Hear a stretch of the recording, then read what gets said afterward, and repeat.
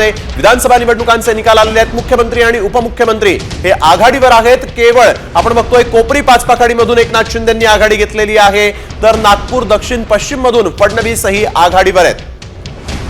या क्षणाच्या या सर्व महत्त्वाच्या अपडेट्स अकोल्यातून रणजित सावरकर हे सध्या आघाडीवर असल्याचं दिसतंय, तर इस्लामपूर या मतदारसंघामधून जयंत पाटील हे आघाडीत तर अकोल्यातून रणजित सावरकर हे आघाडीवर आहे, मात्र जयंत पाटील सुद्धा या ठिकाणी इस्लामपूर या मतदारसंघातून आघाडीवर असल्याचं सध्या बघायला मिळतंय। तर आपण आपल्या टेलिव्हिजन स्क्रीनवर सुद्धा आतापर्यंतचे आकडे हे बघू शकतोय। महाविकास आघाडी 23 तर महायुतीचे 34 इतके आकडे सध्या समोर आलेले आहेत, तर अपक्ष एक उमेदवार सध्या आघाडीवर असल्याचं बघायला मिळतंय। अकोल्यातून रणजित सावरकर तर महाविकास आघाडी आतापर्यंत 23 आकडे गाठण्यामध्ये यशस्वी ठरलेली आहे। अगदी आणि यावेळी सगळ्यात महत्त्वाची बातमी आपण बघतोय, इस्लामपुरातून जयंत पाटलांनी आघाडी घेतली।